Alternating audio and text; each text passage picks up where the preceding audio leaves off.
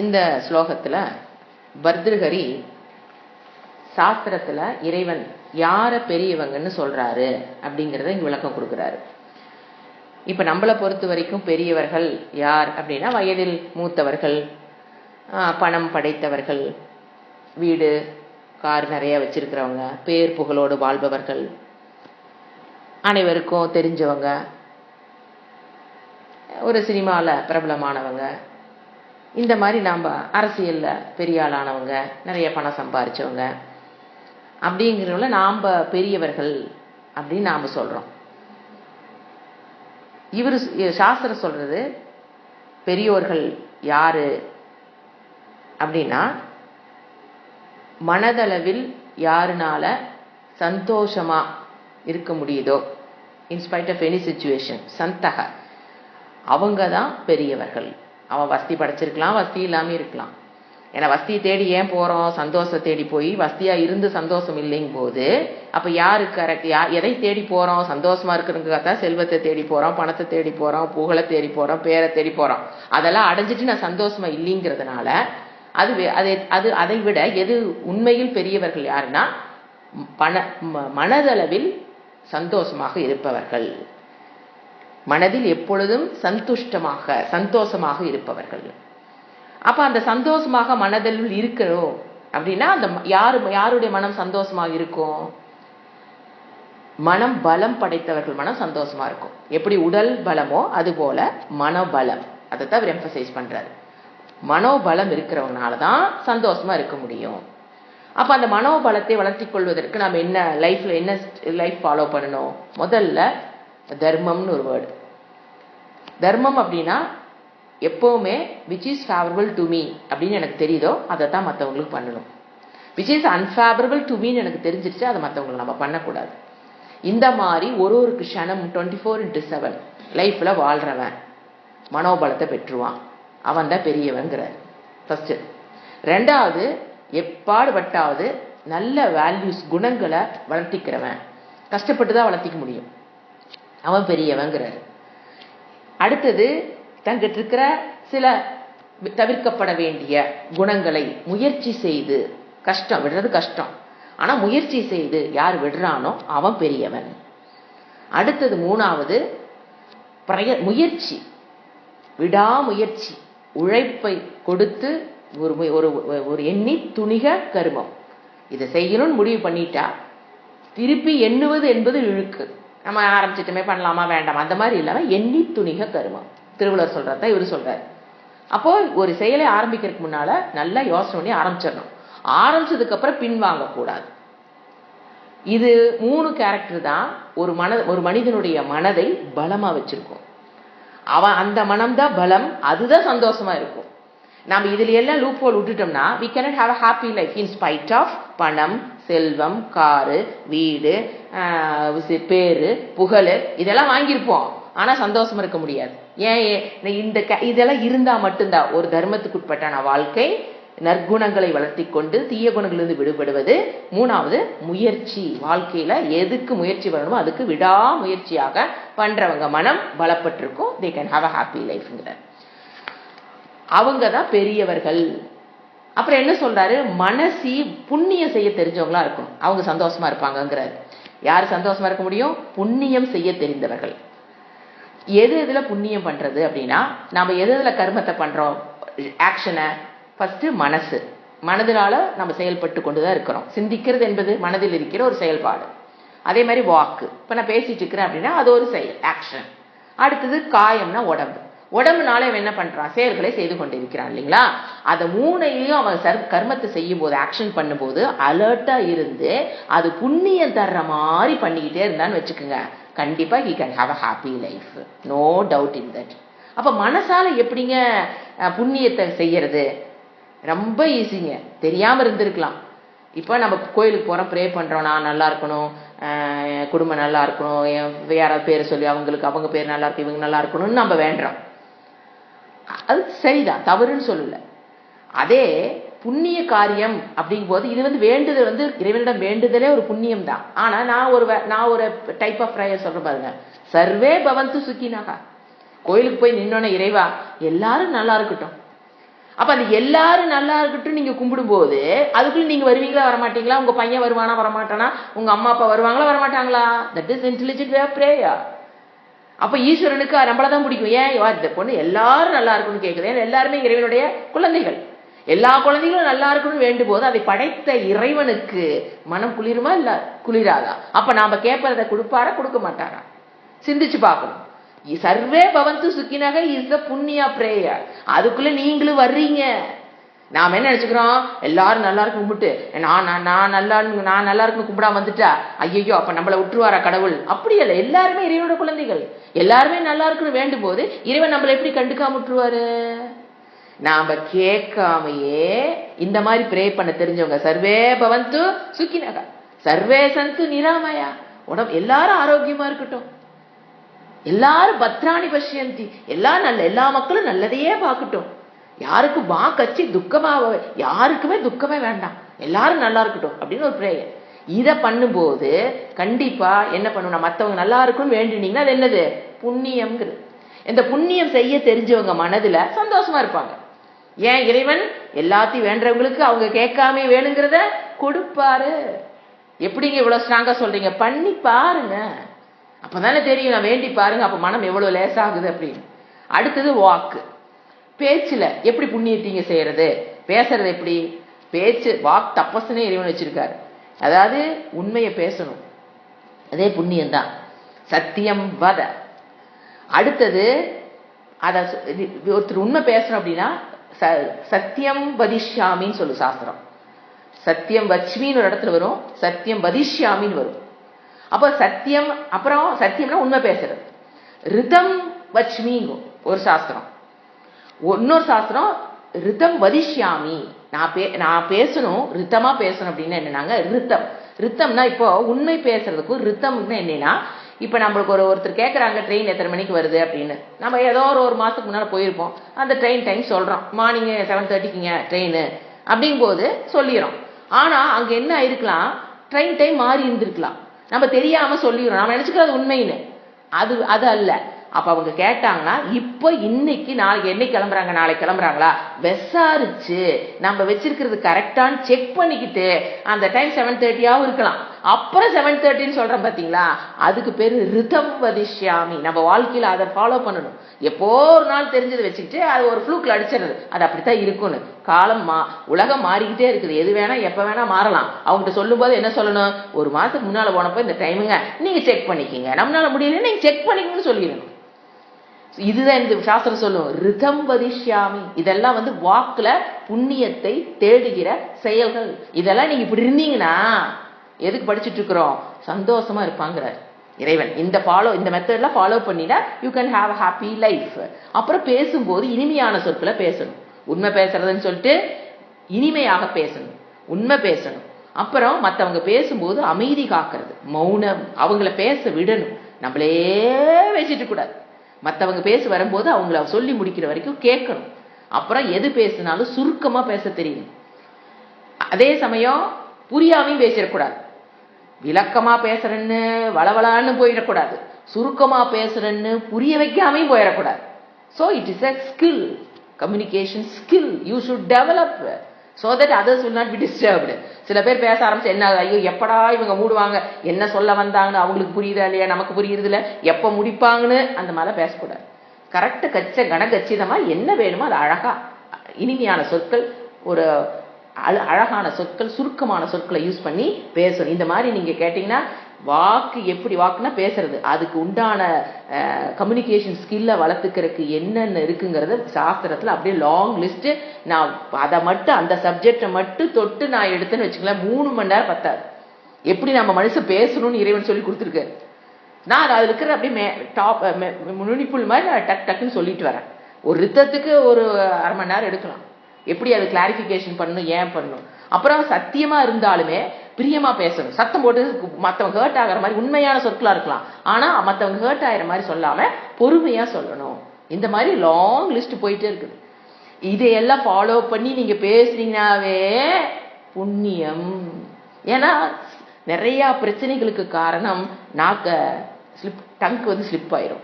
மனசுல ஒன்று நினைச்சிருப்போம், நாம ஒன்று சொல்லி வச்சிருவோம், ஆனா நமக்கு அந்த மாதிரி கம்யூனிகேட் ஆகுதுன்னு நமக்கு தெரியாம சொல்லி வச்சிருவோம். அப்ப அவங்க திருப்பி கேட்கும்போது ஐயோ நான் அந்த அர்த்தத்துல சொல்லலப்பா, கஷ்டப்படுறோமா, நாம் ஒரு அர்த்தத்துல சொல்லியிருப்போம், அதை அவங்க வேற அர்த்தத்துல புரிஞ்சு வச்சிருப்பாங்கன்னா அப்போ நாம சொல்லும் போது அலர்ட்டா இருக்கணும். இப்படி நாம இந்த வார்த்தையை யூஸ் பண்றோமே, ஆப்போனண்ட்டுக்கு இது எந்தெந்த வகையில புரியும், அப்ப கரெக்டான வேர்டை போட்டு பேச தெரியணும். சோ தட் அவங்க ஹர்ட் ஆகாத மாதிரி சொல்ல வர கருத்துக்களை தெளிவா புரிஞ்சுக்கணும். சும்மா வாய் இருக்கு பேசிட்டே இருந்தா என்ன ஆயிரும், தேவையற்ற வார்த்தைகள் நடுவில் கொண்டாந்து போட்டு வேர்ட்ஸ் அன்னெசரி வேர்ட்ஸ் எல்லாம் உள்ள போட்டு நம்மளும் அவங்களுக்கு புரிய, நீங்க என்ன சொல்ல வரீங்க புரியாது, அப்ப என்ன ஆயிரும், தப்பா போறதுக்கு வாய்ப்புகள் இருக்கு. இந்த மாதிரி வாக்குங்கிறது ஒரு தவம். யூ மஸ்ட் டெவலப் தட் தவம். You have to deliberately develop. இது ஒரு நாளும் ஒவ்வொரு பேச்சு வாயிலிருந்து வரும்போது டெலிபரேட்டா நான் கரெக்டா பேசுறேனா, கரெக்டா தான் பேசுறேனான்னு தவமா இருந்து பேசணும். எனக்கு கட கட கட கடன்னு பேசுறேன் பாத்தீங்களா, அப்ப அந்த தவம் எல்லாம் இருக்க முடியாது. பொறுமையா பேசணும். பிராக்டிஸ் கொடுத்துட்டே இருந்தீங்கன்னா கொஞ்ச நாள் அது அப்படி சுபாவமாயிடும். ஆயுசுக்கு நீங்க பிராக்டிஸ் கொடுக்கணுங்கிற அவசியம் இல்லை ஆச்சுங்களா. அடுத்தது உடம்புல என்னங்க புண்ணியம். உடம்புலனா மற்றவங்களுக்காக உடல் உழைப்பு, அந்த இடத்துல நம்ம சொன்னோம் கான்ட்ரிபியூட்டிங். உடல் உழைப்பு கொடுக்கறது, மற்றவங்களுக்காக டைமை கொடுக்கறது, எனர்ஜியை கொடுக்கறது. நம்ம சுத்தி இருக்கிற பூத ராசிகளுக்கு தேவதா யக்னம்னா 5 யக்னங்களை சொல்லு. கிரகஸ்தா லைஃப்ல இருக்கவங்களுக்கு சாஸ்திரம் 5 யக்னங்களை சொல்லுது. You must டூங்க. ஃபர்ஸ்ட் தேவதா ரிஷி யக்னம், அவங்க ரிஷிகள் எழுதி கொடுத்த விஷயத்த படிக்கிறது, அவ்வளவுதான். தேவதா யக்னம் அது சின்னதா விளக்கேற்றி அவங்கவுங்க கலாச்சாரத்துல எப்படி சாமி கும்பிடுறீங்களோ அந்த மாதிரி ஒரு தேவதைகளை வழிபடணும். அப்புறம் பித்ரு, இறந்து போனவங்களுக்கு ஒரு வழிபாடு இருக்கும், அதை கண்டிப்பா பண்ணணும் ஒரு கிரகஸ்தால இருக்கிறவங்களும். அடுத்தது 4வது நம்மளை சுத்தி இருக்கிற பூதராசிகள். பூதம்னா காக்கா, குருவி, அனிமல்ஸ், பிளான்ஸ் எல்லாமே வந்துடும். ஒரு செடி வச்சு தண்ணி ஊத்துறது, இதெல்லாம் பண்ணணும், யக்னமா பண்ணணும்.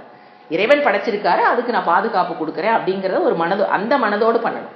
அடுத்தது நரயக்னம் சொல்லுவோம். நரயக்னம் மனிதர்களுக்கு செய்யக்கூடிய யக்னம் பேரு நரயக்னம். இதெல்லாம் கண்டிப்பா பண்ணணும். the things you must do, ordinance from Bhagavan. இதெல்லாம் செஞ்சா you can have a happy life. இதெல்லாம் செய்யலினா you cannot have a happy life. சொல்லிக்கிட்டே வருது சாஸ்திரம். நீ சந்தோஷமா இருக்கணும்னா இந்த ஒரு ஃபார்மேட்டுக்குள்ள வரணும், இந்த ஒரு இன்ஃப்ராஸ்ட்ரக்சருக்குள்ள வந்துட்டீங்கன்னா you can have a happy life. அப்போ இப்ப மற்றவங்களுக்கு உடல் உழைப்பு கொடுக்கறது அப்படிங்கும் போதுதான் நமக்கு என்ன வருது. இந்த இடத்துல அவர் என்ன சொல்றாருன்னா இன்னொரு பாயிண்ட் சொல்றாரு. பிறரிடம் காணும் நல்ல குணங்களை பெரிதாக்கி பேச தெரியணுங்கிறார். மற்றவங்க கிட்ட ஒரு நல்ல குணத்தை நீங்க பாக்குறீங்க அப்படின்னா வாய் விட்டு புகழ தெரியணும். இது நாம் நிறைய பேரு இந்த இடத்துல ஒரு டவுட் வச்சுக்குவோம். அதாவது புகழ்ந்தோம்னா அவங்க வேற மாதிரி போயிடுவாங்களோ, ஒரு கெத்து போயிருமோ நமக்கு, இந்த மாதிரி நெகட்டிவ் தாட்ஸ் நமக்கு நிறைய இருக்கும். அதெல்லாமே தப்பு. எப்ப மற்றவங்கிட்ட ஒரு நல்ல குணங்களை பாக்குறீங்களோ வெரி குட், அவ்வளவுதானே. காசா பணமா நல்லா இருக்கு, மனதார பாராட்டணும், வாயில பாராட்டக்கூடாது, மனதார. மனசுக்குள்ள பொறாமையும் வாயில வார்த்தைக்கு வந்து பார்த்தோன்னா அவங்களுக்கு தெரிஞ்சு போயிடும் நீங்க சொல்றது எப்படி. மனதிலிருந்து, உள் மனதிலிருந்து வெரி குட்னு சந்தோஷப்பட தெரியும். அப்போ ஏன் அவங்களால பாராட்ட முடியலன்னு யோசனை பண்ணி பாருங்க. பாராட்டுறது நல்ல குணம் ஆச்சா, ஏன் பாராட்ட முடியல? ஃபர்ஸ்ட் பாயிண்ட், மனதில் பொறாமை இருந்தால் வாயார மனதார பாராட்ட முடியாது. உன்னை பார்த்தோன்னா பக்குங்க, ஐயோ அவங்க இப்படி செஞ்சுட்டாங்களோ நம்மளால முடியலையேங்கும் போது பொறாமை, அதுலயும் பாராட்ட முடியாது. வாய வராது, இந்த மனசு எங்க போயிருது, பொறாமைக்கு போயிடும். அடுத்து இன்னொன்னு கர்வம். அந்த குணம் தலை தூக்கி இருந்தாலும் யாரையும் பாராட்ட மாட்டேன். கர்வம்னு என்ன, நான் தான் பெஸ்ட், நான் மட்டும்தான் பெஸ்ட், வேற யாரும் பெஸ்ட் கிடையாது. அந்த கர்வம். எல்லா விஷயத்திலும் நான் தான் பெஸ்ட், நான் தான் நம்பர் 1 இருக்கணும். அப்ப என்ன ஆகும், நான் நம்பர் 1 இருக்கிறேங்கிற கற்பனையில வாழ்ந்துறமா, ஃபேண்டசியில. யாராவது ஒருத்தர், எல்லா மனிதர்களுக்கும் அவங்கவுங்க சக்தி இருக்குங்க, அவங்கவுங்களுக்கு திறமையை தான் கொடுத்து வச்சிருக்காரு இறைவன். அப்போ இன்னொரு திறமை இன்னொருத்தர் பார்க்கும்போது அந்த கர்வம் ஏத்துக்காது. சோ இந்த 2 குணம் தான். இப்ப நம்மளால ஒருத்தர், நீங்க உங்களை நீங்களே ஜட்ஜ் எவாலுவேட் பண்ணிக்கலாம். இப்ப என்னால ஒருத்தர் பாராட்ட முடியல, மனதார பாராட்ட முடியலனா கண்டிப்பா சாஸ்திரம் சொல்லுது, ஒண்ணு பொறாமையா இருக்கு உனக்குள்ள, இல்லையா கர்வம் இருக்கும். இந்த 2 உன்னை நிம்மதியா இருக்கிறதுக்கு விடாது. You cannot have a happy life. அப்ப என்னதான் இதுல இருந்து விடுபடணும்.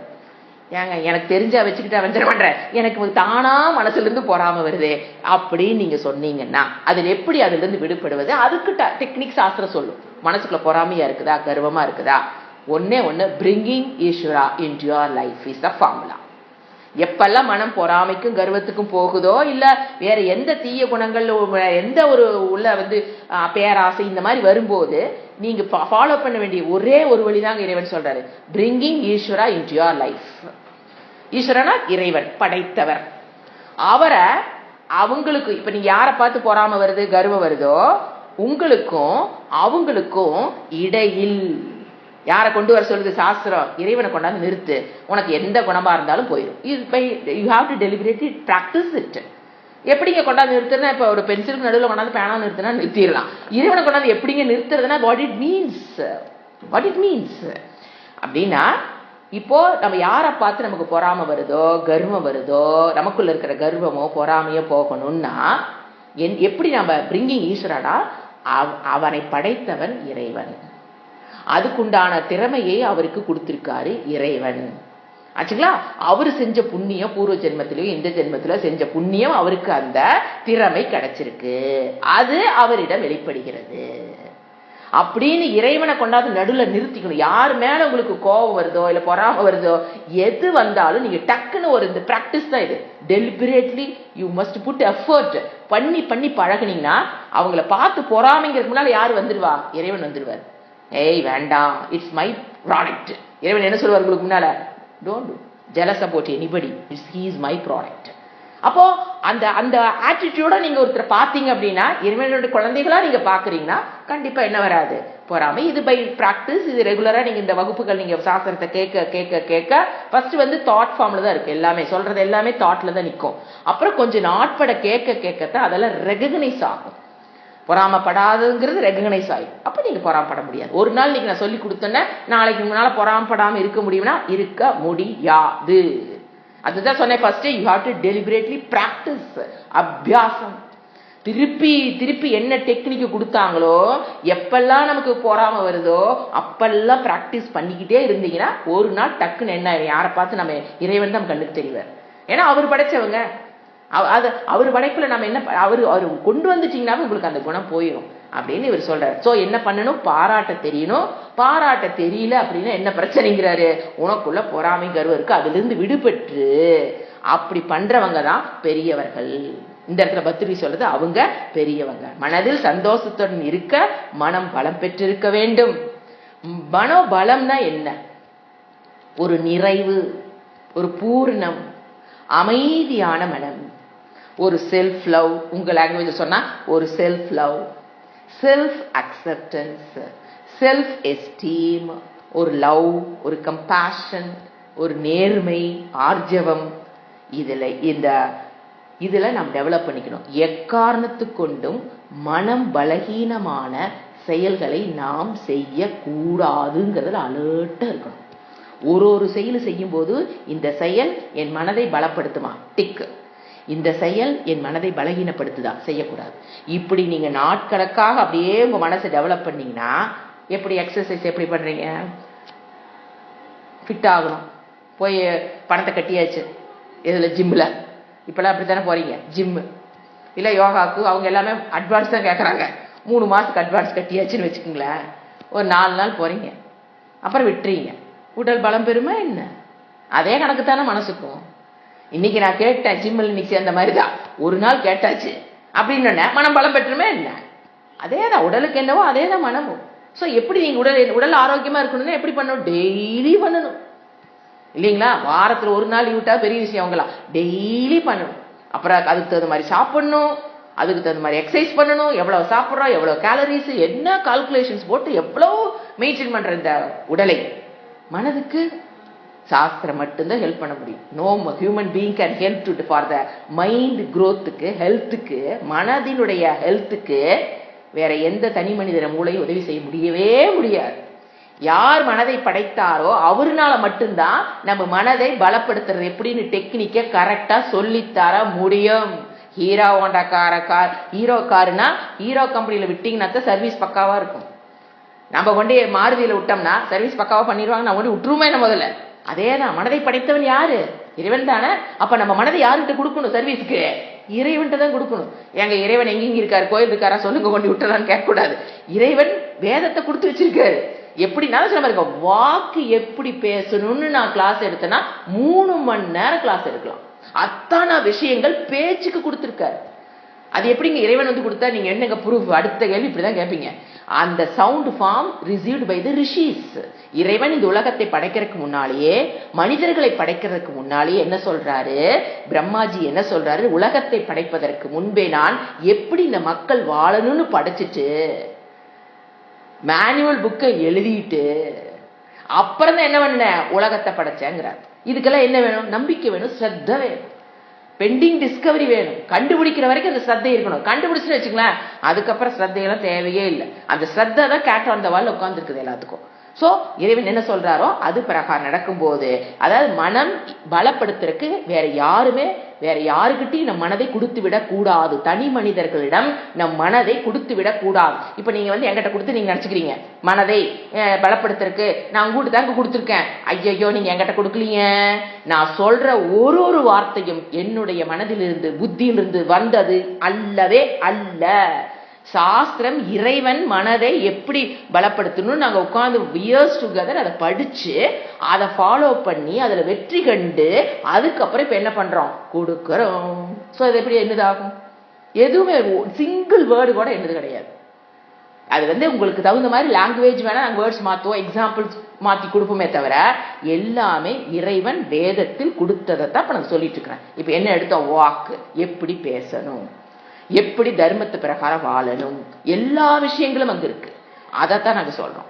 சரிங்களா? இப்ப இவர் என்ன சொல்றாரு? இப்ப நம்ம மனோ, வாக்கு, உடம்பு இந்த 3லயும் புண்ணியம் தர்ற மாதிரி, உனக்கு புண்ணியம் வர்ற மாதிரி செயலை பண்ணிட்டே இரு. எதுக்கு? சந்தோஷமா இருக்கிறதுக்கு. புண்ணியம் தருகிற மாதிரி செயலை செய். அப்புறம் ஒரு ஸ்பெஷலா ஒரு கேரக்டர் சொல்றாரு, எந்த இடத்துல ஒரு நல்ல குணங்களை பாக்குறியோ பாராட்டி பழகு, ஓப்பன் அப்பா இரு. அப்படின்னாவே எதை உள்ள கொண்டு வராரு? மற்றவங்களை பார்த்து பொறாமப்படக்கூடாது, கர்வப்படக்கூடாதுங்க. அதுக்குள்ள லாக்டு. இதெல்லாம் ப்ரொஃபவுண்ட் வேர்டு. ஏன்னா பாராட்டணும் அப்படின்னா இதெல்லாம் உள்ள இருந்தா பாராட்ட முடியாது. அப்ப எல்லாத்தையும் சமமா இறைவனுடைய குழந்தைகளாக நீ பாரு. இந்த ஒரு சமுதாயம் என்பது ஒரு ஃபாரஸ்ட் போலங்க.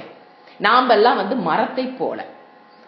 டோட்டலா பாத்தீங்கன்னா எப்படி ஒரு மரம் பாத்தீங்கன்னா தனி, ஒரு 10,000 மரங்கள் ஒன்றா சேர்ந்தா அதுக்கு பேர் என்ன?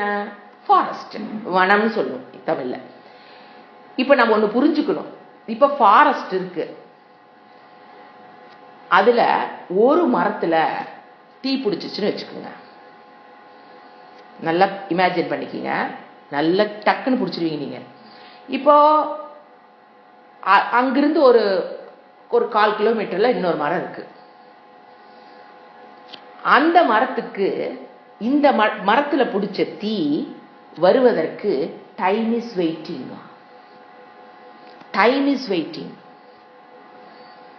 இதுதான் நம்மளுடைய வாழ்க்கையும். இப்ப நாம எல்லாரும் ஒருத்தர் ஒரு மரம். மனித சமுதாயத்தில் நீங்க ஒரு மரம், நான் ஒரு மரம். இது தெரியுறீங்க பாத்தீங்களா? எல்லாருமே ஒரு மரம். புட் டுகெதர் வனம், ஹியூமன் சொசைட்டி. ஆச்சா? இப்போ ஒரு மரத்துல ஒரு ப்ராப்ளம் அப்படிங்கும்போது சொசைட்டில இப்ப நம்ம நியூஸ் பேப்பர்ல பாக்குற எத்தனையோ பிரச்சனைகள் நம்ம பாக்குறோம். அதுல நம்ம anyway we are not connected நாம நினைச்சுக்கிறோம். எந்த ஒரு பேடு செய்திகளை கேட்டாலும் ஐயா நான் சேஃப், அங்கதான் நடக்குது, ஐ எம் சேஃப், அப்படித்தான் அதை பாக்குறோம். எந்த நிகழ்ச்சிகளை பார்த்தாலும் ஒரு மரம் தீப்பற்றி எரியுதுன்னு அது நல்ல செய்தியாங்க, ஒரு கெட்ட செய்தி. அப்படி நம்ம ஒரு சமுதாயத்துல பார்க்கும்போது ஒரு பக்கத்து வீட்டுல ஒரு பிரச்சனை, அப்ப நமக்கு இல்ல. அடுத்த வீதியில ஒரு பிரச்சனை, அப்ப நமக்கு இல்ல. அடுத்த ஊர்ல ஒரு பிரச்சனை, அது நமக்கு இல்ல. நீங்க அப்படித்தானே பாக்குறோம், நம்ம ஜெனரலா அப்படித்தானே பாக்குறோம். இறைவன் சொல்றாரு, இது எந்த மனித மூளைக்கும் தோன்றாது. இறைவன் என்ன தெரியுங்களா சொல்றாரு?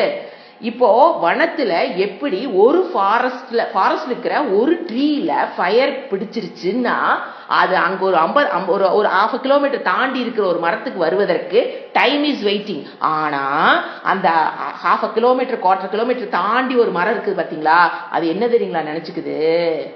அந்த மரம் தானே எரியுது, ஐ எம் சேஃப். புரியுறது இல்ல. இதுலதான் நம்ம வாழ்ந்துட்டு இருக்கிறோம். அதனாலதான் சொல்ற பிரேயர் எப்படி இருக்கிறோம்? சர்வே பவந்து சுக்கினஹா. அப்பதான் எல்லாரும் நல்லா இருக்கணும். இப்போ நம்மளுடைய பிரச்சனைகளை, சமுதாயத்தில் வர பிரச்சனைகளை நம்ம உட்கார்ந்து பேசுறோம், டிபேட் போடுறோம், எல்லாமே பண்றோம். அது வேஸ்ட் ஆஃப் டைம், எனர்ஜி. சும்மா உட்காந்து அதை 4 பேர் டிவியில உட்காந்து பேசுறதுனால அந்த பிரச்சனை போயிருமாங்க? தெரியாதவங்களுக்கும் தெரிஞ்சு பண்ணக்கூடாத தப்புல பிள்ளை பண்ணிட்டு இருக்குது. ஸோ 4 பேர்த்துக்கு தெரிய வைக்கிறதுனால ஒன்றும் பிரயோசனம் இல்லை. தெரிஞ்சதுன்னா அதுக்கு நான் என்ன பண்ண முடியும், அதை யோசனை பண்ணணும் அந்த பிரச்சனைக்கு. ஏன்னா அங்க பிடிச்ச தீ, ஃபாரஸ்ட்ல ஒரு மரத்துல பிடிச்ச தீ ஒரு 10 மரம் தள்ளி இருக்க, ஒரு 10 இது தள்ளி இருக்கிற, ஒரு 10 அடி தள்ளி இருக்கிற ஒரு மரத்துக்கு வர்றதுக்கு எவ்வளவு நேரம் ஆக போகுது? இல்ல ஒரு 1/4 கிலோமீட்டர் தான் இருக்கட்டுமே, அந்த மரத்துக்கு வந்து தீ பிடிக்கிறதுக்கு எவ்வளவு நேரம் ஆக போகுது? Time is waiting. அதேதான் வெளி உலகத்தில் நாம பார்க்கிற பிரச்சனைகள் நம்ம வீட்டுக்கு வர்றதுக்கு டைம் இஸ் வெயிட்டிங். இத பேசிக்கா புரிஞ்சுக்குங்க. இன்னைக்கு நமக்கு இல்லாம இருக்கலாம், அது அடுத்த ஜெனரேஷனுக்கு வரலாம், அல்லது அதுக்கு அடுத்த ஜெனரேஷனுக்கு கண்டிப்பா வந்து தீரணும். இதான் லாஜிக்கு. ஃபாரஸ்ட்ல புரியுது இல்ல?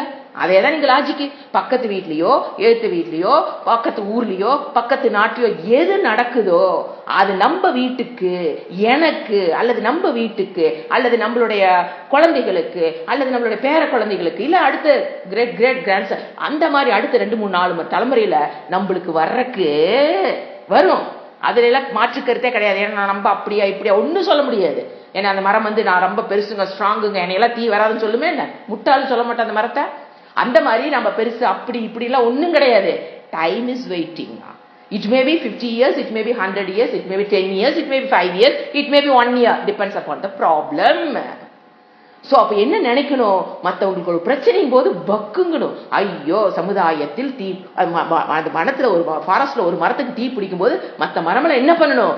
எப்படியாவது அதை ஆஃப் பண்றதுக்கு முயற்சி பண்ணணும். இது வந்து பிராக்டிகலா எந்த மரம் ஆஃப் பண்ண முடியாது. நான் சொல்றது மனிதனாக இருக்கிறவங்க. மரத்தினால முடியாது அந்த ஃபயரை தானே அரைச்சிக்கிறதுக்கு, அது மரத்தினால முடியாது. மனிதர்களால முடியுமா இல்லையா? இப்ப யோசனை பண்ணணுமா வேண்டாமா? சோ நான் என்ன சொல்றேன்னா, ப்ராப்ளத்தை பாக்குற ஆட்டிடியூட மாத்துங்க. அது அவங்களுக்கு தான், எனக்கு இல்லை. அது அவங்களுக்கு தான், எனக்கு இல்லை. அப்படி இல்லை. Time is waiting. அதைத்தான் ஃபர்ஸ்ட் எடுத்து அதான் சொன்னேன். எல்லாரும் நல்லா இருக்கணும்ன்றது எனக்காக. எல்லா மரமும் தீ பிடிக்காம இருந்தா நான் சேஃபா இருப்பேன். அதுதான் உண்மை. சோ இந்த பர்தகிரி சொன்னதுல இருந்து நம்ம இந்த கருத்தை பார்த்துக்கிறோம். இவர் கடைசியா முடிக்கும் போது என்ன சொல்றாரு? உடம்புனால நீ மற்றவங்களுக்கு உழைப்ப கொடு. நாம என்ன நினைச்சுக்கிறோம்? மற்றவங்களுக்கு நான் 1 மணி நேரம் வேலை செஞ்சு கொடுத்துன்னு வச்சுங்களேன், நம்ம லாங்குவேஜ்ல ரொம்ப ஒரு இழிச்சு வாய்ச்சி மாதிரி நம்ம இருக்கிறோமா, அவ வேற நமக்கு மரியாதை கொடுக்கமான போறா, இவளுக்கு இவ்வளவு கஷ்டப்பட்டு வேலை செஞ்சு கொடுத்தோம், அவர் கண்டுக்காம போறா, செஞ்சது வேஸ்ட், அப்படிதான் நாம் நினைக்கிறோம். அப்படி அல்ல. நீங்க என்ன உழைப்பு கொடுத்தீங்களோ எவ்ரி ஆக்ஷன் அதுக்கு உண்டான புண்ணியத்தை கொண்டு அவங்களுக்கு கொடுத்துரும். அது அவங்க ரெகனைஸ் பண்ணாம இருக்கலாம், நாம அவங்க ரெகனைஸ் பண்றா நம்ம பண்றது இல்லை. நம்ம முதல்ல நமக்கு என்ன இருக்கணும்? எல்லாருமே இறைவனுடைய குழந்தைகள், என்னால முடிஞ்ச அளவுக்கு நான் உதவி செய்யணும் இறைவன் சொல்லியிருக்காரு. So I have to follow. எதுக்கு? நான் நல்லா இருக்கணுங்கிறதுக்காக. I want to be happy. அதனால நான் என்ன பண்றேன்? மற்றவங்களுக்கு நான் அந்த ஆட்டிடியூடோட மற்றவங்களுக்கு உதவி செய்யணும். ஏன்னா உதவி செய்ய போறீங்கன்னாவே நம்ம மனசுக்குள்ள என்ன எதிர்பார்ப்போம்? மதிப்பு, மரியாதை, ரெகக்னேஷன் எல்லாம் எதிர்பார்த்துருவோம். அது கொடுக்க மாட்டாங்க, யாரும் கொடுக்க போறது இல்லை. ஏதோ 1, 2 கொடுக்கலாம், அவ்வளவுதான். அதை எதிர்பார்த்து போனீங்கன்னா ஏமாற்றாயிருது. என்ன ஆயிருவீங்க? அவர்ஷன் ஆயிருவீங்க. ஐயோ இனிமேல் யாருக்கு எதையும் செய்யக்கூடாது, எதையும் நான் செய்ய மாட்டேன் இனிமேல். ஏன்னா அவங்க அப்படி பண்ணிட்டாங்க. தப்பு.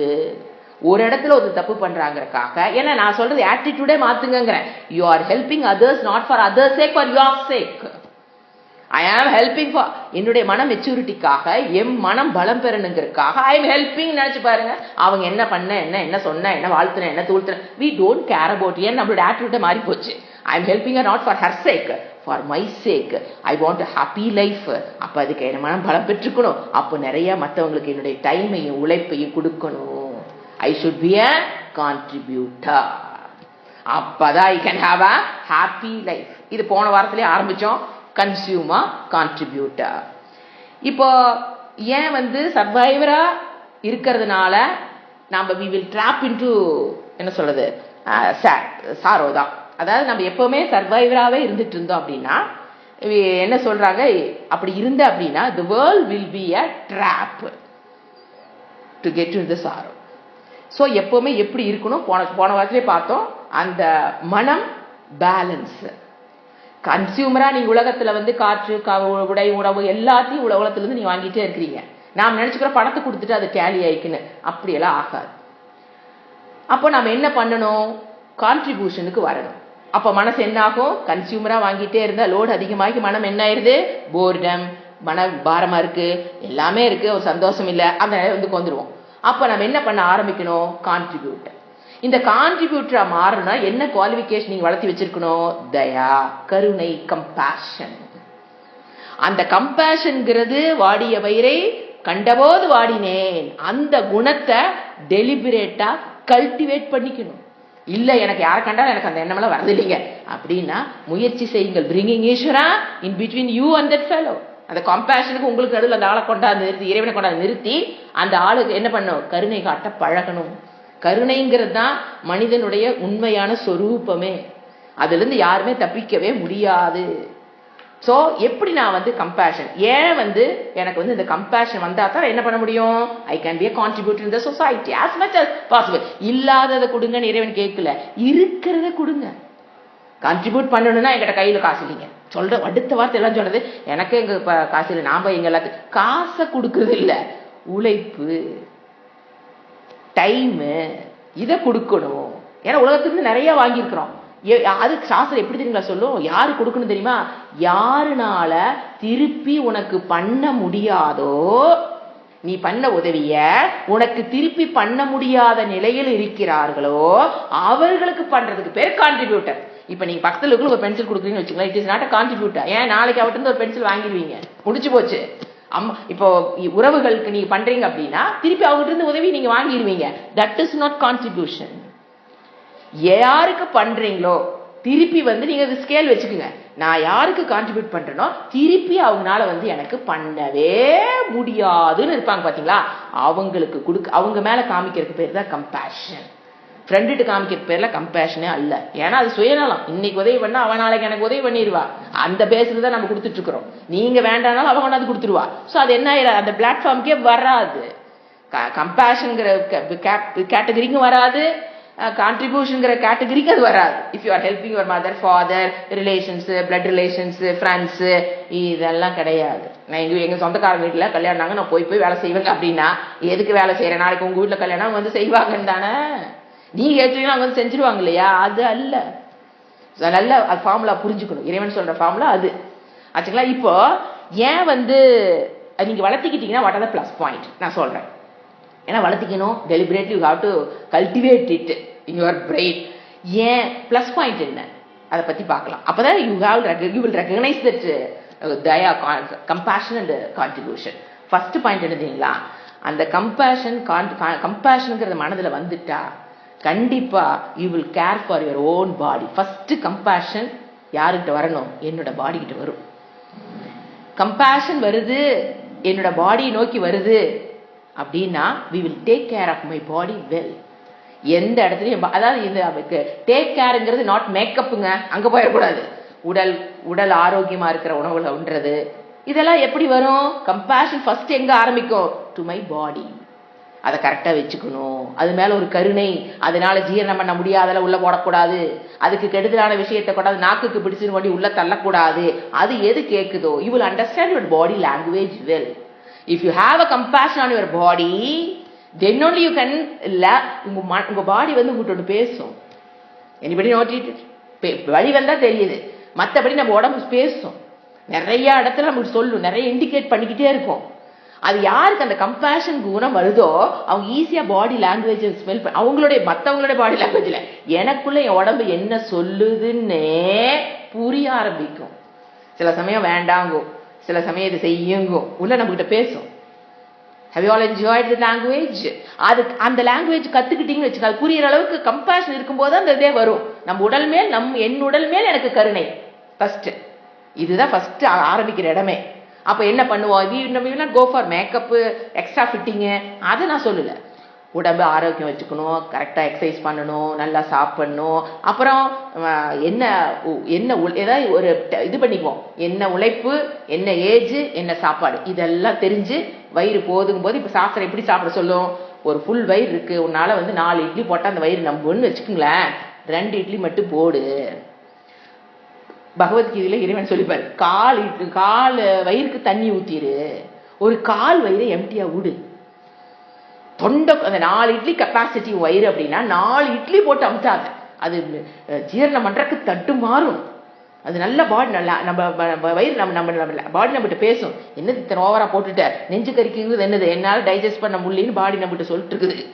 அதான் நம்ம என்ன சொல்றோம், நெஞ்ச கறிக்குதுன்னா. So you must you try to learn the body's language. அப்போ ஆட்டோமேட்டிக்காக அப்போ நம்ம என்ன பண்ணுவோம், அடுத்த நாள் கொஞ்சம் குறைக்க ஆரம்பிச்சிருவோம். ஸோ சில பேருக்கு 10 இட்லி கொள்ளளவுனா 5 இட்லி சாப்பிட்டா போதும். இல்லைங்க எனக்கு கொள்ளளவே இட்லி வயிறே 2 இட்லினா 1 இட்லி போதும். சாப்பிட்டுட்டு ஒரு கால் வயிறு தண்ணி, மோர், அந்த மாதிரி விஷயங்கள் எடுத்துக்கிட்டு கொஞ்சம் கேப் விடணும். வயிற்றுக்குள்ள ஸ்டமக்குள்ள ஜீரணம் பண்றதுக்கு கொஞ்சம் கேப் விடணும். ஏன்னா what is mean by digestion? Breaking up of the food particles you eat. அதுதானே டைஜஷன் டெஃபினிஷன். அப்ப பிரேக்கப் பண்றதுக்கு அது நல்லா உடைக்கிறதுக்கு இடம் கொடுக்கணும். எல்லாம் போட்டு ஃபுல்லா இந்த தொண்டைக்குழி வரைக்கும் வச்சு நப்பிட்டோம்னா அது என்ன பண்ணு, அப்படியே தட்டு மாறும். அது லாங்குவேஜ் சொன்னேன் நான், ஒரு எக்ஸாம்பிள் சொன்னேன். So first compassion to your body. அப்போ அதே மாதிரி கம்பேஷன் அடுத்த பாடிக்கு வர ஆரம்பிக்கும். எல்லாத்து மேலேயும் ஒரு பாடிஸ் மேலேயும் ஒரு கம்பேஷன். அப்படித்தான் கம்பேஷனை கல்டிவேட் பண்ணிக்கிட்டே போகணும். இந்த கம்பேஷன் வளர்த்திக்கிறதுனால அடுத்த 2வது point, you can accommodate people as such. எப்படி இருக்காங்களோ அவங்களை முன்னால அகாமடேட் பண்ணக்கூடிய ஸ்பேஸ் உள்ள கிடைக்கும். ஏன் ஒருத்தர் முன்னால அகாமடேட் பண்ண முடியல? நோய் எப்ப பார்த்தாலும் மறுமறிங்க, கம்ப்ளைண்ட் ஏன் வருது? யாரை பார்த்தாலும் மொனமணங்குறீங்க, யாரா ஒருத்தர் பார்த்து நீங்க மொனமணங்குறீங்க வச்சுக்கங்களேன், அல்லது கம்ப்ளைண்ட் பண்றீங்கன்னு வச்சுக்கோங்க. என்ன அர்த்தம்? உங்களால அவங்கள அகாமடேட் பண்ண முடியல, உங்க மனதில் அவர்களுக்கு இடம் கொடுக்க முடியல. அப்ப எப்படி நம்ம அதை அகாமடேட் பண்றதுக்கு, எப்படி இந்த கம்பேஷன்ங்கிற குணத்தை வளர்த்திக்கிட்டீங்கன்னா ஆட்டோமேட்டிக்கா மர்மரிங் இல்லாம, கம்ப்ளைண்ட் இல்லாம ஒரு இன்னர் ஸ்பேஸ் கிரியேட் ஆகும். so that you can accommodate any person as such. அவங்கள மாத்திட்டு அகாமடேட் பண்ணு சொல்லக்கூடாது. ஒரு பையனே பெத்துட்டுனாலும் அவன் இப்படி நடந்துகிட்டா தான் நான் அவனை ஏத்துக்குவேங்கிறது கிடையாது. அவன் இறைவனோட படைப்பு, அவன் அவனோட வாழ்க்கையை வாழ்றான். பெருசா தப்பு எதுவும் செய்யாத போது அவனுக்கு டேஸ்ட் மாறும், அவனுக்கு இருக்கும் சில விஷயங்கள் இருக்கும். அப்ப அப்படியே நம்ம ஏத்துக்க முடியும். இந்த கம்பேஷன் போக போக தான் உண்மையில you will be closer to your nature, very very closer to the nature. That is, the pleased self is evoked by the compassion. நாம நினைக்கிற ஒரு 10,000 ரூபாய் புடவை வாங்கி கட்டினா தான் pleased self உள்ள வருதுன்னு, அதெல்லாம் கிடையாது. நீங்க கம்பேஷன்ங்கிறது pleased self உள்ள evoke பண்ணும். வெளியில எந்த விஷயங்களும் இல்லாம எனக்குள் நானே சந்தோஷமாக இருக்கிறது அப்படிங்கிறது இந்த கம்பேஷன் கொடுக்கும். It will evokes the pleased self. ஏன்னா அந்த pleased self தான் எனக்கு பிடிக்குது, அதை என்ன பண்ணும், எவோக் பண்ணி விடும். so that you will feel, யாருக்கா ஒரு கொடுத்து சந்தோஷமா கொடுத்து பாருங்க, மனசுக்குள்ள ஒரு சந்தோஷம் வருது பாத்தீங்களா, என்ன ஆச்சு, அங்க உள்ள என்ன நடக்குது, it evokes the pleased self. so it invokes the, என்ன சொல்லலாம், the whole in you, the gentleness in you. the compassion என்ன பண்ணுது, invokes the wholeness in you, the gentleness in you. இப்படித்தான் ஜென்டில்னஸ் வளர்த்திக்கணுமே தவிர, ஜென்டில்னஸ்ங்கிறது நம்ம போட்டுக்கிற புடவை, நகை, ஹேர் கட்டிங், பிளக்கிங் அதுல வர்றதில்லைங்க. Gentleness comes from the mind, not from the extra fittings. By dressing, இந்த காஸ்ட்லி ட்ரெஸ்ஸை போட்டாதான் ஜென்டில்னஸ் வருதா, அது கல்பித்தம். அது ஒரு மாய், அது என்ன போய் அது ஒரு இதுல போய் மாட்டிக்கிட்டோம், அதெல்லாம் ஜென்டில்னஸ் கிடையாது. இந்த வேவிங் இப்ப பார்த்தோம் பாத்தீங்களா, எப்படி நம்ம பேசுறோம், மனதில் இருக்கிற கம்பேஷன், அகத்தின் அழகு, அதத்தான் தமிழ்ல சொல்லி வச்சாங்க, முகத்தில் தெரியும். அப்போ அகத்தில் என்ன இருக்கணும், அகம்னா மனம். மனம் பலப்பட்டு இருந்திருந்தா செல்ஃப் லவ் இருக்கிறது, செல்ஃப் அக்செப்டன்ஸ் இருக்கிறது, மனதுல ஒரு கம்பேஷன் இருக்குது, ஒரு கான்ட்ரிபியூட்டிங் மைண்ட் இருந்ததுன்னா முகத்தில் தெரியும். அதுதான் உண்மையான அழகு. நாம இதெல்லாம் விட்டடிச்சதுனால செயற்கையா என்ன பண்ணிக்கிறோம், எதையோ பண்ணி முகம் அழகா தெரியறதுக்கு ட்ரை பண்ணிக்கிட்டே இருக்கிறோம். என்னதான் ட்ரை பண்ணாலும் ஒரு 10 வருஷத்துல அது நம்மள விட்டு போக போகுது. ஏன்னா எல்லாம் சுருக்க வருது, அது ஏஜ் வரும்போது அது போக போகுது. அப்படி எத்தனை நாளைக்கு நீங்க அப்படியே அந்த ஃபேஸ் அப்படியே வச்சிருக்க முடியும்? அது முடியாது. we are struggling. the cosmetic department அப்படியே சம்பாரிச்சு கொட்டுறாங்க.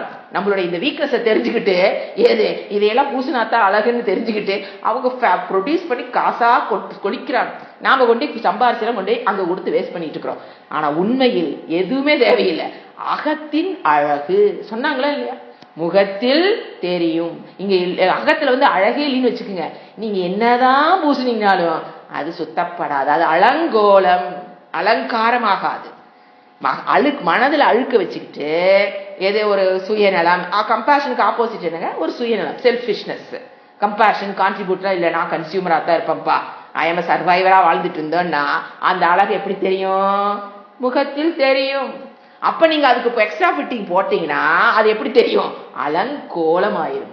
அலங்காரம்ங்கிறது உள்ள இருக்கிற விஷயத்தை அப்படியே வெளிப்படுத்துறதுக்கு பேரு அலங்காரம். நீங்க எக்ஸ்ட்ரா ஃபிட்டிங் போடுறது அலங்கோலம். அது கொஞ்ச நாளைக்கு தான், என்ன பண்ணீங்கன்னாலும் கொஞ்ச நாளைக்கு தான், அப்புறம் அது நம்ம ஏஜ் ஆகிறதுங்கிறது தவிர்க்க முடியாது. உடலில் ஏற்படுகின்ற மாற்றங்கள் சாஸ்திரம் சொல்லுது 6 மாற்றங்கள். ஜாயத்தே, அஸ்தி, வர்த்தத்தே, விபரீதமத்தே, அபக்ஷியத்தே, வினஷ்யத்தி. 6 மாற்றங்களுக்கு உட்பட்டது உன் சரீரம். ஜாயத்தே, அம்மா வயிற்றுல உருவாகிறது.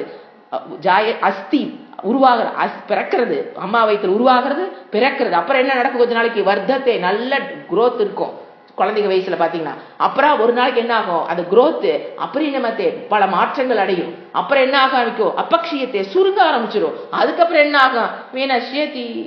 இது எல்லா சரீரத்துக்கும் உண்டான, பாடிக்கும் உண்டான காமன் ரூல். இதை நாம் என்ன பண்றோம்? தட்டு தடுமாறி அந்த மாற்றம் ஏற்படாம இருக்கிறதுக்கு என்னென்னமோ பண்றோம். Waste of time and energy. So எதை டெவலப் பண்ணிக்கணும்? அகத்தின் அழகு முகத்தில் தெரியும். அதான் சொன்ன, கம்பேஷன் இருந்தது அப்படின்னா உங்க முகம் அழகு பெறும். கான்ட்ரிபியூஷன் இருந்ததுன்னா முகம் அழகு பெறும். ஒரு செல்ஃப் லவ் இருந்ததுன்னா முகம் அழகு பெறும். செல்ஃப் அவேர், அதான் சொல்றது, அந்த செல்ஃப் லவ் அக்காமடே என்னத்தானே ஏத்துக்கிறது, அது முகத்தை அப்படியே தெரியும். செல்ஃப் அக்செப்டன்ஸ் அப்படியே முகத்தை அழகுபடுத்தும். Please try all these things. Don't go behind the cosmetics. உடம்பா ஹைஜீனிக்கா வச்சுக்கணுங்க. நீட்டா தலைவாரி நீட்டா இருக்கணும். அதுல மாற்றுக்கிறதுக்கு இடமில்ல. பெப்பர் பேன்ல வரக்கூடாது. ஆனா அந்த மேக் அப் அது அவசியம் அற்றது. என்னதான் நீங்க பண்ணீங்கனாலும் அது உள்ள இருக்கிற அகத்தின் அழகு என்ன பண்ணி பொதுக்குன்னு வெளியில வந்துடும், மறைக்க முடியாது. So cultivate your good habits, thinking pattern, the attitude, நல்ல வேல்யூஸ் நல்லா டெவலப் பண்ணிக்கிங்க. ஆட்டோமேட்டிக்கா முகம் எப்படி இருக்கும்? அப்படியே செந்தாமரை மலர் போல. ஒரு பாயிண்ட் எழுதிப்பார், இந்த குணங்களுடைய பெண் அல்லது ஆண் அவனுக்கு எதுவுமே தேவையில்லைம்பார். அந்த ஃபேஸ்லயே அவ்வளவு ஒரு தேஜஸ் வெளிப்படும். எப்படிங்க எப்ப சொல்றீங்க? இருந்து பாருங்க. நீத்த படிக்கணும், என்ன ஒண்ணு தண்ணியில குதிச்சுதான் ஆகணும். நீங்க இருந்து பாருங்க. அப்ப ஆட்டோமேட்டிக்கா இதெல்லாம் எதுக்காக சொல்லிட்டு வரோம்? What are the plus point? நீங்க இந்த கம்பேஷனை வச்சிருந்தீங்கன்னா என்னென்ன பிளஸ் பாயிண்ட்? மெயின் வந்து இந்த க்ளோஸ் டு த நேச்சர் தாங்க. Easily we can goes to the nature. அப்ப என்ன பண்ணணும்? இப்ப நம்ம கத்துக்கிறோம். So we have to cultivate the compassion. Deliberately you have to cultivate, no other way. Develop பண்ணிக்கணும். எப்படிங்க? என்னால் டெவலப் பண்ணணும்னு தெரிஞ்சிருச்சு. டெவலப் பண்ணா தான் நல்லது, என் மனசு அமைதி பெறும், பலம் பெறும், நான் நிம்மதியான வாழ்க்கை வாழ முடியும், ஐ கேன் ஹாவ் ஹாப்பி லைஃப்னு தெரிஞ்சிருச்சு. எப்படிங்க? என்னால கொடுக்கவே முடியலீங்களே. கொடுத்தா எல்லாம் குறைஞ்ச வார மாதிரியே இருக்குதே. நான் கம்மிட்டு இருந்தாலும் வீட்டுருக்கவங்களாம் இப்படி கொடுத்து கொடுத்து வெட்டியா போயிறீங்கிறாங்களே. யாருமே எனக்கு விடவும் மாட்டேங்கிறாங்க, கொடுக்கவும் விட மாட்டேங்கிறாங்க, கொடுத்தாலும் தப்புங்கிறாங்களே அப்படின்னு மனசுக்குள்ள தோணுதா? எதைங்க நான் கொடுக்கட்டும்? அடுத்த கேள்வி. இதெல்லாம் ஓடும். நம்ம கல்டிவேட் பண்ணணும்னு நினைக்கும் போது இந்த ப்ராப்ளம் எல்லாம் வரும். அதுக்கு சாஸ்திரம் என்ன சொல்லியிருக்குது? விடை கொடுத்திருக்கிறது. வாட் அ பியூட்டிஃபுல் சாஸ்திரம் இட் இஸ். இந்த பிரச்சனை நான் சொன்னேன்னா உனக்கு மனசுல இதெல்லாம் டவுட் வரும். இது வரும், இது அதுக்கு இது அது சொல்யூஷன். இப்ப ஃபர்ஸ்ட் என்ன சொன்னோம்? எதை கொடுக்கறதுன்னு பார்க்கலாம். நல்லா தெரிஞ்சுக்கணும், உங்ககிட்ட இல்லாததை கொடுக்க முடியாது. காசா குடுன்னு சாஸ்திரம் குடுன்னு சொல்லலை. இப்ப நீங்க 100 ரூபாய் சம்பாதிக்கிறீங்க, 100 ரூபாய் குடுன்னு சாஸ்திரம் என்னைக்கும் சொல்லல. கொடுத்துட்டு பிச்சை எடுத்த யாருங்க பிச்சை பட போறா? அப்படி அல்ல. அதுல ஒரு பெர்சன்டேஜ், ஒரு 3%, 2% பணமா சொல்றேன். அது பணம் தான் கொடுக்கணுங்கிறது கிடையாது. ஏன்னா அது உங்களுக்கு ஈஸியா எனக்கு கொடுக்கறது அப்படின்னா பணம்ங்கிறது போனதுனால உங்களுக்கு அது எக்ஸாம்பிள் சொன்னேன். இப்ப நம்மளுடைய உடல் ஒண்ணு வேண்டாங்க, மற்றவங்க கிட்ட உங்க இனிமையா பேசக்கூடிய தன்மை இருந்ததுன்னா மற்றவங்க கிட்ட இனிமையா பேசுறது என்னதான் கான்ட்ரிபியூஷன். உங்கள்கிட்ட என்ன இருக்குதோ அதை கொடு, இல்லாததை கொடுன்னு சொல்லல. இருக்கிறதெல்லாம் கொடுத்துட்டு பிச்சை எடுன்னு சாஸ்திரம் சொல்லல. ஸோ இல்லாத எதை, அன்பு, டைமு, இனிமையான சொல்லு, உழைப்பு, மற்றவங்களை கேர் பண்றது எல்லாமே கொடு. That is contribution. ஏன் கொடுக்க முடியாது இந்த வயசுல? மற்றவங்களுக்கு நம்மளுடைய உழைப்பை ஏன் கொடுக்க முடியாது? ஆனா ஏன் என்னால உழைப்பை கொடுக்க முடியல, என்னோட காலத்தை கொடுக்க முடியலன்னா, நமக்கு டைம் இப்ப ஒருத்தர் இப்ப நான் உங்களுக்கு ஒரு 1 நேரம் டைம் கொடுக்குறேன்னு வச்சுக்கோங்களேன். இது ஏன் கொடுக்க முடியுது, ஏன் கொடுக்க முடியாது? 2 ஸ்டாண்ட் பாயிண்ட் இருக்கு. எதையுமே எதிர்பாராமல் 1 மணி நேரம் உழைப்பை நான் உங்களுக்கு நான் கொடுக்குறேன்.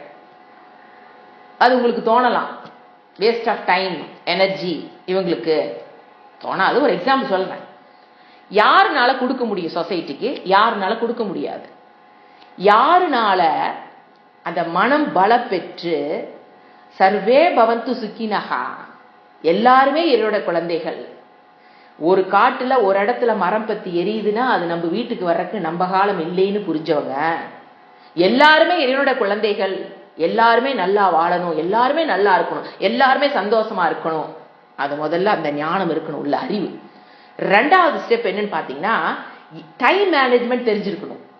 இப்போ எனக்கு உண்டான ஸ்வதர்மம் வீட்டில் இருக்கும், அதையும் செஞ்சுக்கணும். அதுக்கும் டைம் கொடுக்கணும். என்னோட உடல் ஆரோக்கியத்துக்கு உண்டான யோகாவுக்கு 1 மணி நேரம் டெய்லி கொடுக்குறோம்.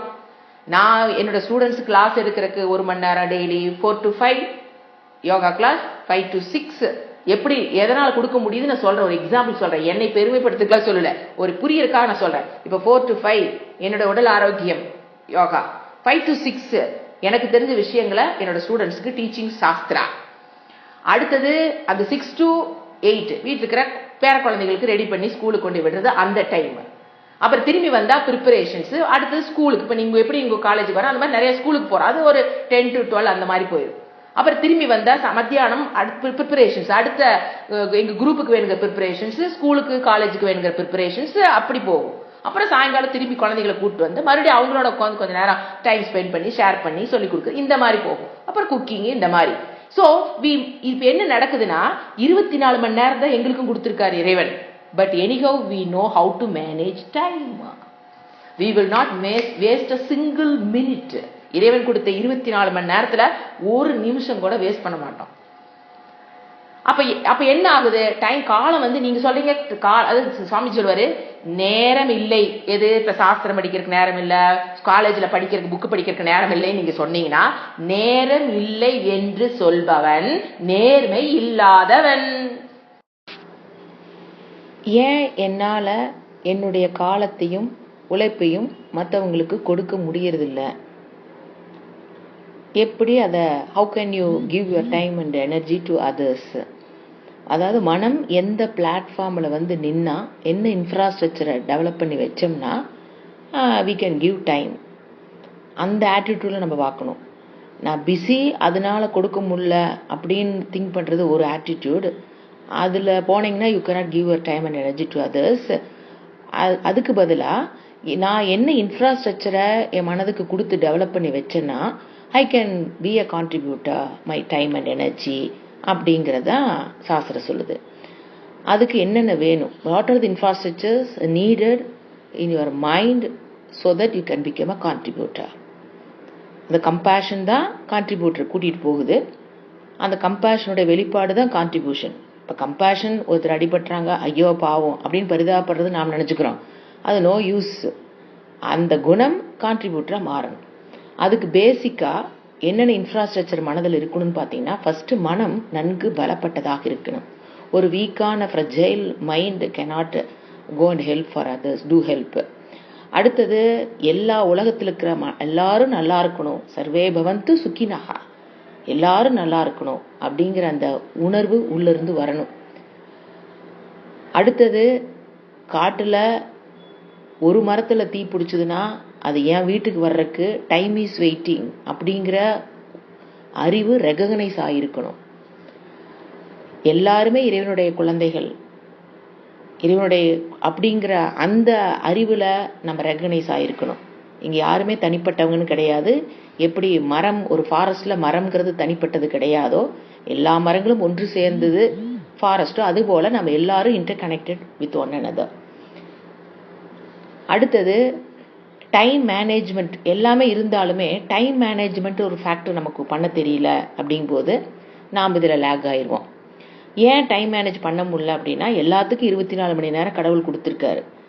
அது சில பேர்த்தினால அது இப்போ கான்ட்ரிபியூட்டிங் டைம் கிடைக்குது, நமக்கு கிடைக்கல அப்படின்னு பார்த்தீங்கன்னா ஃபஸ்ட்டு தேவையில்லாத விஷயங்களில் நாம் டைமை நிறைய வேஸ்ட் பண்ணியிருப்போம். அது ஒன்று. ரெண்டாவது, எந்த என்னுடைய சமுதாயத்துக்கு நான் பொறுப்புள்ளவளாக செயல்படணும், அந்த ரெஸ்பான்சிபிலிட்டி தெரிஞ்சுது அப்படின்னா we can give time and energy to others. So அடுத்த வகுப்பு பார்த்தீங்கன்னா இதுதான் முக்கியமான அடுத்த எமோஷன்ஸில் வரக்கூடிய சப்ஜெக்ட் ரெஸ்பான்சிபிலிட்டி.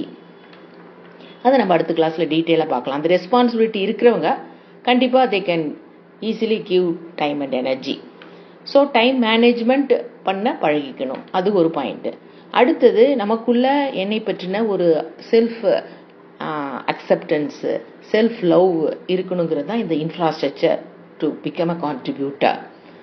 அடுத்து முக்கியமாக ஒன்று தெரிஞ்சுக்க வேண்டியது, I am contributing to something means it is for my sake, not for others sake. அது புரியணும். இப்போ நான் உனக்கு கொடுக்குறேன் அப்படின்னா it is not for others sake, it is for my sake. எங்கள் கொடுக்கறது மூலியமாக என்னுடைய காலம் தானே வேஸ்ட் ஆகுது அப்படிங்கிறதுல, for my mental maturity, for my ஒரு self acceptance, self love, for my mental growth, mental strength, to obtain mental growth, mental strength, for the happiness, அதுக்காக நான் கொடுக்குறேன். So giving is not for others sake, it is for my sake.